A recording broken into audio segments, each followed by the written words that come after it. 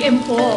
This is Ella Babe at narito na naman po tayo sa another edition po ng Triple Vlogging kung saan after 75 years nakakita na rin po ako ng vegan or vegetarian restaurant po dito sa South, sa upan po ng BFO sa Parañaque City. And I am here now in Heaven and Earth Manila branch po, located at 211 Aguirre Avenue, Parañaque City. Tara, samahan po ninyo ako. Narito po tayo sa Heaven and Earth na located po sa BF Parañaque branch. Nandito po ako kasi matagal na po ako naghahanap ng vegetarian at vegan na restaurant. At ito na po siya, after 75 years nakita ko na. Ito po ang itsura po ng restaurant po nila.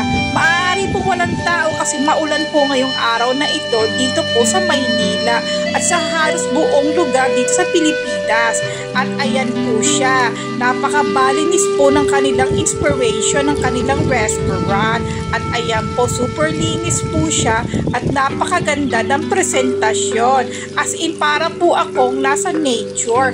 Yan, ito po siya, mga bamboo inspired pa ang mga chairs at mga furnitures po nila. At pinapakita ko po sa inyo ang itsura po ng resto.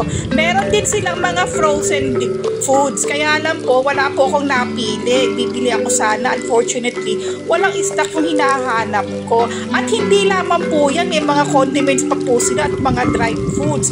At naman po, tinitinda po nila gaya ng mga chicharon, biscuit, at saka yung iba't iba pang mga vegan at vegetarian products. At ito na ang lola po ninyo. Finiflex ko po sa inyo na naglalakad po ako at chichibog po ako dito sa restaurant na ito.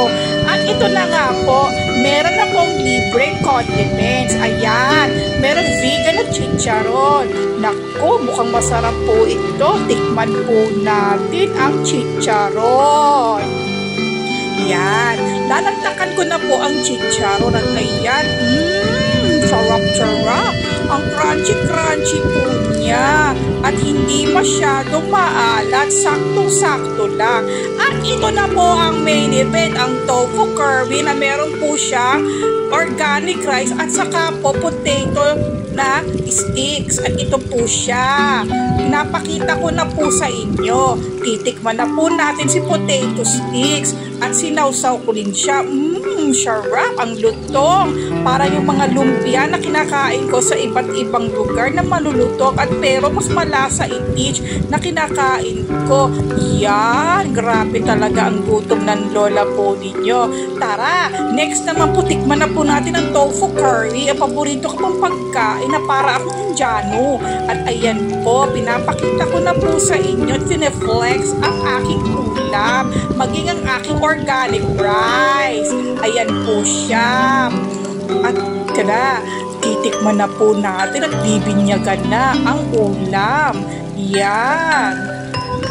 Ilalatag ko na pong kasalukuyan. At iyan nga po ang itsura ko. Hinimay ko na po siya. Titikman ko kasama ng may kanin. Ayan. Sumubo na po ako at ang sarap! Saktong-sakto, hindi maanghang masyado ang kanilang curry. Sakto lang. Nakakataka, ang bango-bango. Kagaya ko na mabango. Grabe ang gutom ko. Tikim-tikim tayo, kain-kain lang po tayo ng pagkain na ito para po maging healthy po tayo. At babalik ako uli dito sa susunod at titikman ko ba ibang pagkain nila. Yan, grabe kagutom ko. At ito na, sa sobrang gutom ko, ito ang itsura niya. Grabe talaga. Solve na solve. Oh, wow, grabe. Ay, Diyos ko. Ito ang itsura naman ng lola po ninyo. Piniflex ko habang busog na busog po ako. Pero, satisfied naman. O, diba? Ay, salamat. Narito na po ako sa bahay po namin. Heavenly talaga ang aking kinain po sa Heaven and Earth. Talagang heavenly ang aking busog. Grabe talaga. Worth it po ang aking binayaran po sa kinain ko po. At hindi ko akalain may iba pa silang paninda. At susunod na ako bibili po doon ng kanilang mga tinda ng mga frozen goods. At saka iba pa mga condiments. Sana lang noong panalaman para hindi na ako pumunta sa malayo. Pero anyway, ganun pa man, narito ang aking vlog para po maging informasyon po para sa lahat po ng mga aking mga followers and viewers. And once again, this is Ella Babe now signing out. Bye!